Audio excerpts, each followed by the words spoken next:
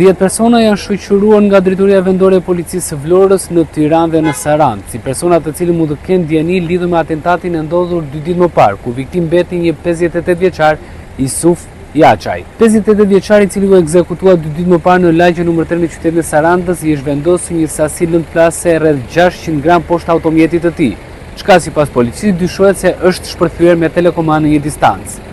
Policia dyshon se ekzekutimi i 58 vjeçarit ka të bëjë me grupe kriminale me hakmarrje kundrejt tij, ndërkohë që ende nuk ka asnjë person të arrestuar për ekzekutimin e 58 vjeçarit. 10 persona të shoqëruar në Sarandë dhe Tiranë për ngjarjen e rëndë të ndodhur mbrëmjen e së shtunës, ku 58 vjeçari Isuf Jaçaj humbi jetën pas shpërthimit me tritol në automjetin e tij. Burime konfidenciale bëjnë me dije se mes të shoqëruarve ka dhe persona që dyshohet se i përkasin grupeve të ndryshme kriminale. Tashmë 48 orë pas atentatit në Sarandë, policia e Vlorës dhe grupi hetimor i ngritur vijojnë hetimet, ndërsa pista kryesore në të cilën po mbetet ajo e akmarrjes. Për ekzekutimin e 58 vjeçarit mendohet se është përdorur një sasi e konsiderueshme lënde eksplozive më shumë se 600 gram, e cila ishte vendosur poshtë automjetit me të cilin lëvizte Jaçaj. Lënda eksplozive ka shpërthyer menjëherë sapo Jaçaj ka hyrë në automjet, ndërsa për shkak të plagëve të marra ka ndëruar jetë në vend. Nga vala goditse dëm e ka patur edhe përreth zonës, ndërsa tek banorët e zonës ka patur momente frike dhe tensioni.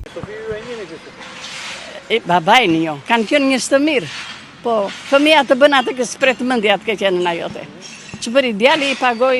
Nga policia dhe specialistë të forcave anti-eksploziv, të cilët mbërritën në vendngjarje, është kryer edhe kqyrja e plotë e automjetit. Vendi është shkaktuar edhe gropa dhe dëmtime të mëdha, ndërsa automjeti është larguar nga vendi i ngjarjes vetëm gjatë mesditës së ditës së diel. Ndërkohë në zonë janë sekuestruar edhe kamerat e sigurisë që mund të ndihmojnë grupin hetimor për zbardhjen e ngjarjes apo edhe për të identifikuar autorët, edhe pse deri në këto momente ka patur vetëm persona të shoqëruar dhe asnjë të arrestuar.